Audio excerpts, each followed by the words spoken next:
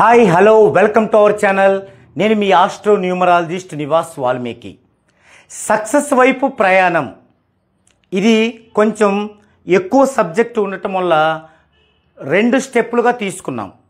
Success వైపు ప్రయాణం step 1 ఈ వీడియోలో డిస్కషన్ చేద్దామండి.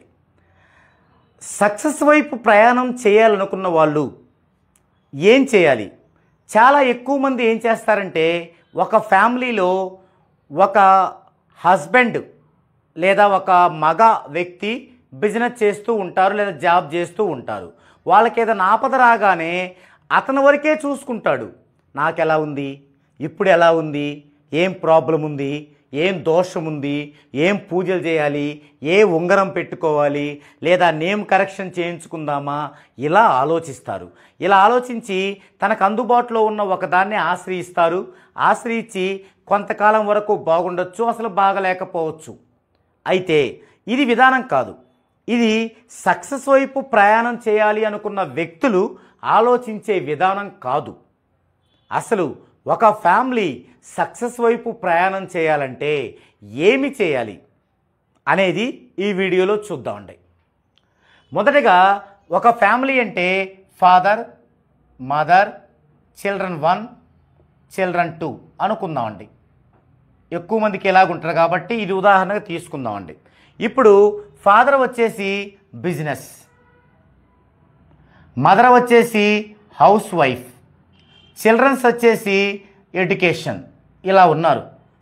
ఇప్పుడు వీరికి ఏదన్నా ఒక ప్రత్యామ్నాయం కావాలంటే, ఉదాహరణకి ఒక బిజినెస్ చేస్తున్నారు, ఆ బిజినెస్లో గ్రోత్ కావాలి.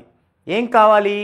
మనం వెళ్ళి ఒక దేవునికి మొక్కుకుంటేనో గ్రోత్ రాదు, ఒక పూజ చేస్తేనో గ్రోత్ రాదు, ఒక స్టోన్ పెట్టుకుంటేనో గ్రోత్ రాదు. ఎప్పుడు గ్రోత్ వస్తుంది? గ్రోత్ రాకపోవడానికి కారణమేంటో తెలిస్తే, అప్పుడు దానికి సక్రమంగా అవలంబిస్తే అప్పుడు గ్రోత్ వస్తుంది. ఆ కారణం ఎలా తెలుసుకోవాలో చూద్దామండి. మొదటగా ఈ నలుగురి యొక్క ప్యాటర్న్లు వేసుకోవాలి. తండ్రి యొక్క ప్యాటర్న్ 8, 5, 1, 5 ఇది ఫాదర్ యొక్క ప్యాటర్న్. నెక్స్ట్ మదర్ యొక్క ప్యాటర్న్ చూద్దామండి. 6, 2, 7, 6. చిల్డ్రన్ 1 యొక్క ప్యాటర్న్ చూద్దామండి. 1, 1, 8, 1. చిల్డ్రన్ 2 యొక్క ప్యాటర్న్ చూద్దామండి. 2, 1, 5, 8 ఇలా ఉన్నాయి అనుకుందామండి. ఇప్పుడు ఏం చేయాలి? ఫస్ట్ ఈ ప్యాటర్న్ అన్నిటిని చూసుకోవాలి. అంటే దేనిలోనైనా డెడ్ యాంటీ నెంబర్ ఉందా? వీరిలో లేదు, వీరిలో లేదు, వీరిలో లేదు, వీరిలో లేదు, సో లేదు. తర్వాత దేంట్లోనన్నా వీక్ నెంబర్ ఉందా? 2 8లు ఉన్నాయా? ఇక్కడ ఈ ఫాదర్లో ఉంది, ఇక్కడ మదర్లో ఉంది, ఇక్కడ చిల్డ్రన్లో ఉంది. అయితే ఏ సంవత్సరం ఉన్నాయి? ఇవన్నీ 15 ఏళ్ళు, 30 ఏళ్ళు, 45 ఏళ్ళు, 60 ఏళ్ళు ఇలా ఉండేవి. 15 ఏళ్ళు ఉంది. ఆల్రెడీ పెళ్ళైన తర్వాత అది ఉండదు, అది ఎప్పుడో చిన్నప్పుడు అయిపోయి ఉంటుంది. ఇది ప్రమాదం కాదు. ఇక్కడ మదర్కి ఎప్పుడు ఉంది? 30 దాకా ఉంది, 30 లోపు ఉంది.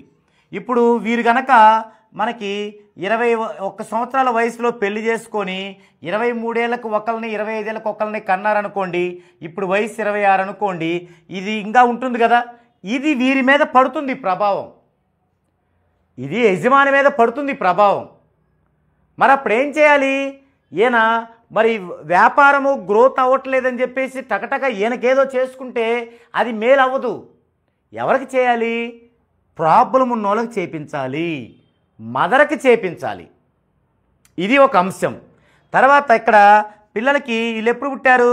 2025లో పుట్టారు అనుకుందామండి. ఇప్పుడు ఇది 2025 ఏళ్ళకి పుట్టారు. 25 ఏళ్ళ కంటే 2022లో పుట్టారు అనుకుందామండి ఈ పాప లేదా బాబు. ఇప్పుడు 25వ సంవత్సరం అంటే 3 ఏళ్ళు.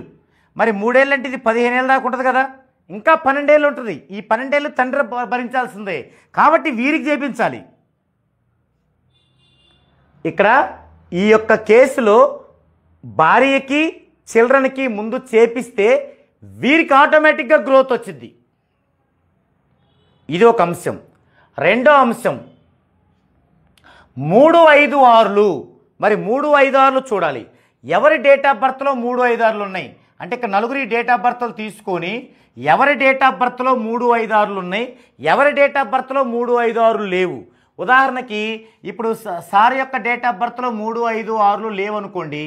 ఇక్కడ భార్య యొక్క డేట్ ఆఫ్ బర్త్లో 3, 5, 6లు ఉన్నాయనుకోండి. ఎలాగూ ఈమెకి మనం నేమ్ కరెక్షన్ చేపిస్తున్నాం కాబట్టి అవి వస్తాయి, ఫుల్ఫిల్ అవుతాయి, ఉన్నాయి ఆల్రెడీ.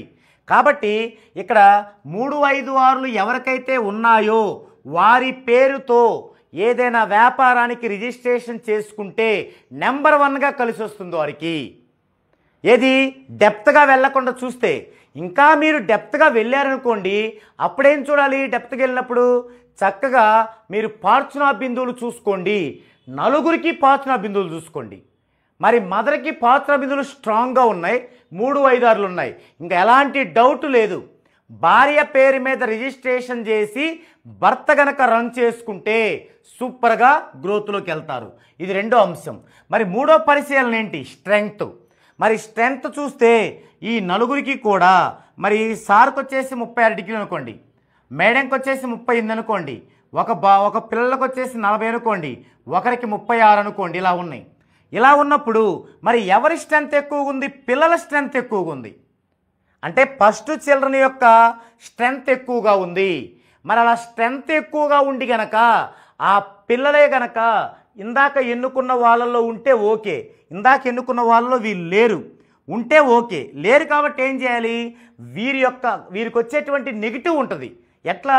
ఎక్కువ స్ట్రెంగ్త్ ఉన్నప్పుడు దాన్ని బీట్ చేసేటువంటి ఫ్రీక్వెన్సీ లేనప్పుడు ఆటోమేటిక్గా నెగిటివ్ ఫామ్ అవుద్ది. అప్పుడేం చేయాలి? వారికి నేమ్ కరెక్షన్ అవసరం అవుద్ది. అదే వీరే అనుకోండి, ఎలాగూ నేమ్ కరెక్షన్ చేస్తాం కాబట్టి ప్రాబ్లం లేదు. అట్లా స్ట్రెంగ్త్ని చూడాలి. ఇక నెక్స్ట్ పాయింట్ దోషాలు చూడాలి. మరి దోషాలు పునర్పు దోషం కానీ, కాలసర్పదోషం కానీ, కుజదోషం కానీ, డేట్ ఆఫ్ బర్త్లో 3, 6, 8, 9 ఉండటం కానీ ఇవి ఎవరికి ఉన్నాయి? నలుగురికి చూడాలి. నలుగురిలో ఎవరికైతే దోషాలు లేకుండా ఉంటాయో వారికే గనక ఎక్కువ స్ట్రెంగ్త్ ఉండి వారికే గనక 3, 5, 6లు ఉంటే డెఫినెట్గా మీ ఫ్యామిలీలో వారికే ఫుల్ చాట్ చేయించండి, వారిని ఫాలో అవ్వండి, అద్భుతమైన ఫలితాన్ని మీరు అందుకోవచ్చు. ఇక ఇంపార్టెంట్ ఇయర్స్. మరి ఇంపార్టెంట్ ఇయర్స్ ఉంటాయి. ఒక్కొక్క పర్సన్కి కొన్ని సంవత్సరాలు ఇంపార్టెంట్ ఉంటాయి. మరి ఆ ఇంపార్టెంట్ విషయాల్లో ప్రజెంట్ 2025కు దగ్గరలో ఎవరికి ఇంపార్టెంట్ ఇయర్ ఉందో చూసుకోండి. వాళ్ళకి కంప్లీట్గా మిగతా అన్ని ఎలా ఉన్నాయో చూడండి. ఈ జాగ్రత్త తీసుకోండి. Next bad and good years. మరి ఇవి ఎందులో నుంచి వస్తాయి? బ్యాడ్ అండ్ గుడ్ ఇయర్స్ మనకి అష్టక వర్గులో నుంచి వస్తాయి. అష్టక వర్గులో నుంచి ఆ బిందువుల ద్వారా బ్యాడ్ ఇయర్స్ ఏంటి, గుడ్ ఇయర్స్ ఏంటి వస్తాయి. మరి ఇంపార్టెంట్ ఇయర్లో కనుక బ్యాడ్ ఇయర్ ఉందనుకోండి వాళ్ళని తీసుకోవద్దు. ఇంపార్టెంట్ ఇయర్లో కనుక ఎవరికైతే గుడ్ ఇయర్ ఉంటుందో వారి ద్వారా మంచి బిజినెస్ అనేది ఇంప్రూవ్మెంట్ అవుతుంది. కాబట్టి ఇక్కడ మనకి స్టెప్ 1లో గనక మీరు కంపల్సరీగా దాన్ని ఉపయోగించుకొని మంచి గ్రోత్లోకి వెళ్ళాలనుకున్నప్పుడు ఈ 6 పాయింట్లు చూసుకోవాలి. మీ ఇండ్లు మొత్తం కూడా, మీ ఫ్యామిలీ మొత్తం కూడా ఈ 6 పాయింట్లు చూసుకొని ఈ 6 పాయింట్లు మేజర్ పాయింట్స్ ఎవరికైతే పాజిటివ్గా ఉన్నాయో వారి పేరు మీద రిజిస్ట్రేషన్ చేసుకోవటం, మీరు నేమ్ కరెక్షన్ చేయించుకున్నా వారికి ఫుల్ చార్ట్ తీసుకోవటం. మనం జనరల్గా ఏం చెప్తాము? యజమానికి తీసుకోవాలంటాం. కరెక్టే. అది యజమాని ఎవరై ఉండాలి? ఫుల్ పాజిటివ్గా ఉన్న వాళ్ళు అయి ఉండాలి. ఫుల్ పాజిటివ్గా ఉన్న వాళ్ళకి ఫుల్ చార్ట్ తీసుకొని వాళ్ళతో రిజిస్ట్రేషన్ చేయించుకొని మనం వర్క్ చేస్తే ఎలా ఉంటుంది? అది ఇంప్రూవ్మెంట్ అంటే అది.